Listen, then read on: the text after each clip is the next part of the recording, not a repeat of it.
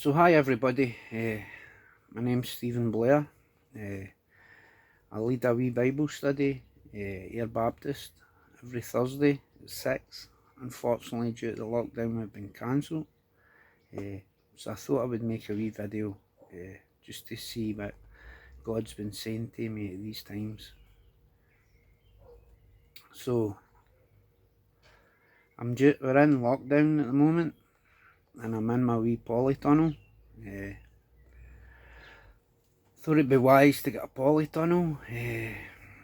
I'm in lockdown with my family, Ellen, Sarah, Nicole, Rachel, Rebecca, and baby Olivia. So polytunnel sounded like a good idea,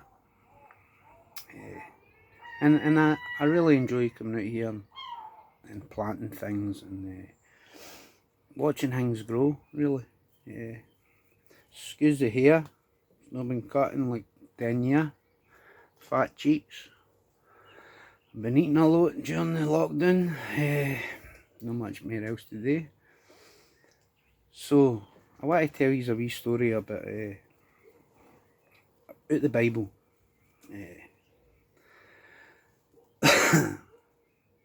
A lot of people think the Bible isn't relevant. It's just a book, and I understand that way of thinking, because I thought that for years and years. A lot of rubbish. Till I actually read it. Once I read it, it was different. A lot of people criticise it, but have they actually read it, or have they read bits of it? So anyway, I'll tell you a wee story about the Israelites. So the Israelites were slaves in Egypt. They were oppressed, they were treated really bad. And a man came along called Moses, who God had sent to save his people. So God used Moses to warn the Egyptian Pharaoh that if he didn't let his people go, plagues would come. So he released 10 plagues on Egypt. All different plagues, boils and sores and frogs. And anyway, it got to the 10th plague, and God had told Moses that all the Israelites had to get in the house that day. They wanted to leave the house, just like we're all in the house, not allowed to leave, because a death was coming. Anybody that went outside would die. Sounds nice, that. Anyway, the people all stayed in the house, just like us, all in lockdown, till the night had passed. Angel of death had passed over them. And then they came out into freedom. Because what had happened was Angel of death had killed all the firstborn of Egypt. And anybody who was outside their house, and their house wasn't covered by the blood of the lamb. So, as all the people come out their house, they come out into freedom. So Moses taken them through the Red Sea and into the desert, where they went to Mount Sinai.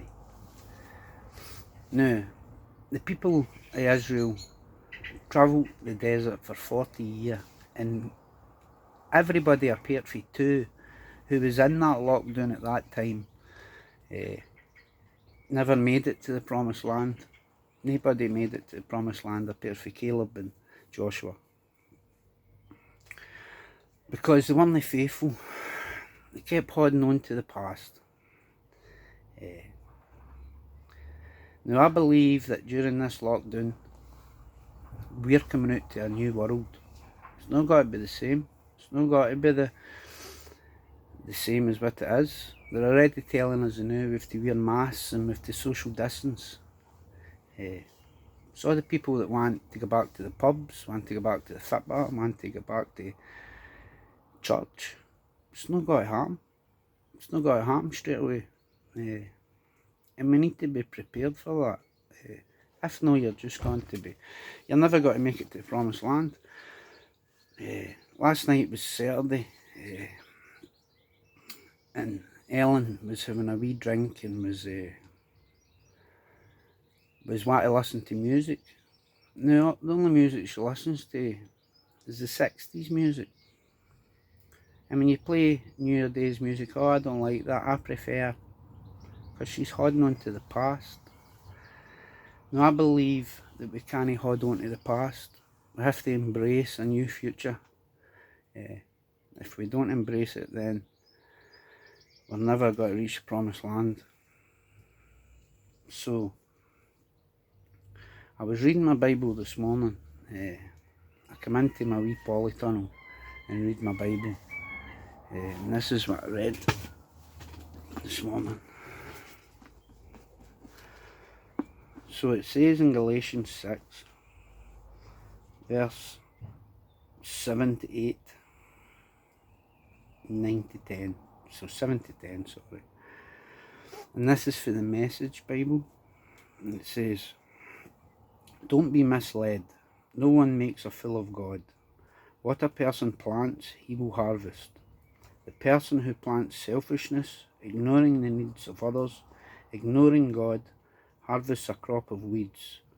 All he has to show for his life is weeds. But the one who plants in response to God, letting God's Spirit do the growth work in him, harvests a crop of real life, eternal life.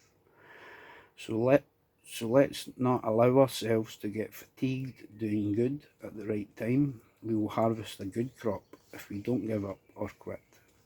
Right now, therefore, every time we get the chance, let us work for the benefit of all, starting with the people closest to us in the community of faith." So, I believe that this is a time of planting. What are you going to plant? Are you going to plant selfishness? It's all about me. I need this. I'm used to this. I want to do this. Or are you going to, does it say it again? Are you going to work for the benefit of all, starting with the people closest to us in the community? Now, that doesn't mean that you have to go and chop wee John's door and tell him that he needs food, because it doesn't say that. It says every time we get the chance. So every time we get the chance, I believe we have to help others. It's not about us. As I say, it says there, what we plant, we will harvest. That's a big thing. I'm in here now growing tomatoes and strawberries, and I knew when I planted these seeds that I will eventually harvest strawberries. So if I plant selfishness, the Bible says I will get weeds. My life will not be happy. But if I plant goodness, helpfulness,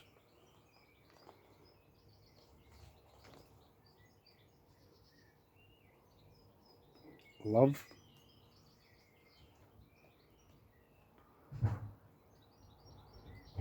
then I will harvest a crop of real life and eternal life.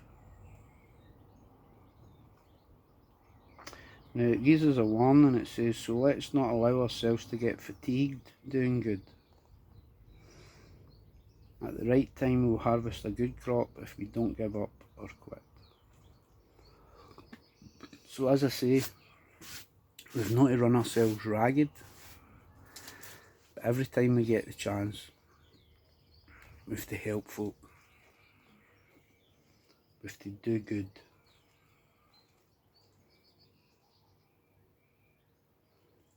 and we have to start with the people closest to us in the community. So I feel that we have to help our neighbour, we have to help anybody when we get the chance. Don't pester folk, don't chart their door, but if you feel that they need it, do good. So I thank you, and I pray to the Lord Jesus Christ that you're blessed by this video. In your name, Jesus. Amen.